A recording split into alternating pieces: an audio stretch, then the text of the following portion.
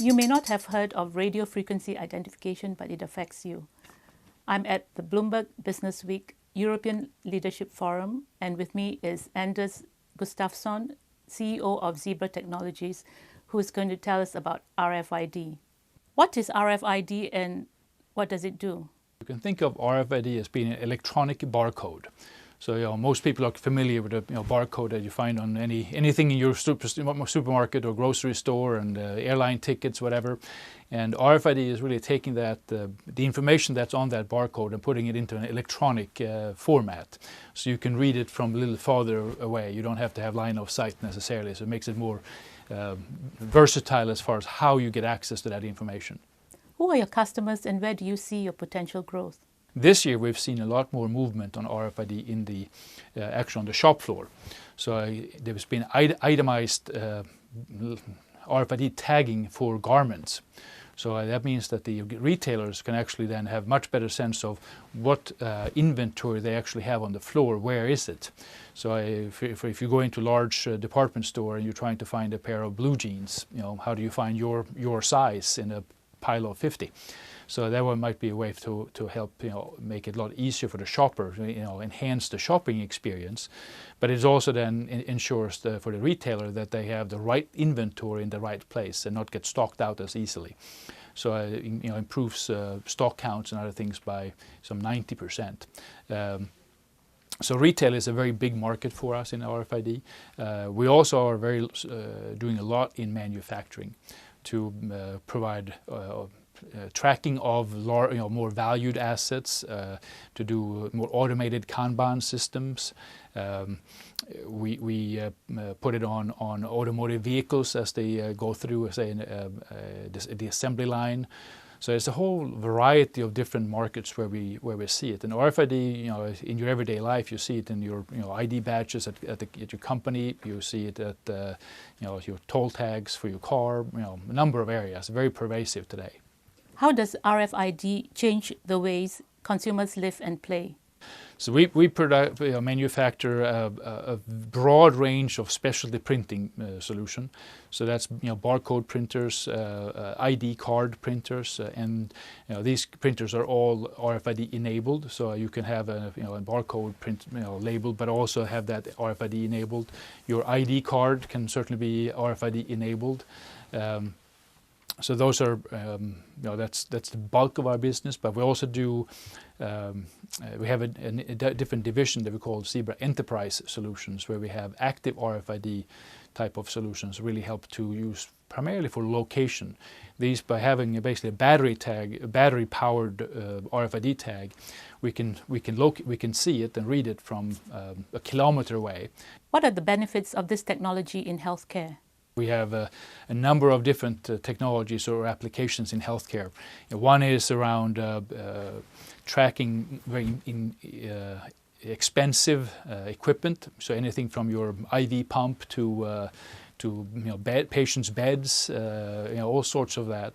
But then we combine it also with barcode technology, and we have wristbands that we can put on patients, so that a patient can be tracked from admission through the procedure through being discharged, and you can have all the different records tied to that. You can then have at the moment of care, say the doctor or the caregiver can read an RFID or barcode enabled ID card, can read the wristband for the patient and the medication to make sure that the right patient get the right medication, the right dose by an authorized caregiver at the right time. How can RFID and code technology drive cost efficiencies? By reducing errors in healthcare, their malpractice lawsuits will go down. The benefit of the patients goes down. You can track the different procedures and medications and make sure there's no overlap or anything. You can have from a billing perspective, you can have one integrated bill for the patient, so you don't have to perform as many procedures. For instance, in retail, there's both at the shop floor where stock count can be made much quicker. So historically it tended to be that stores would do physical stock count once a week, and people would go down and count. It wasn't very accurate, and it took a long time. And today, for this item level garment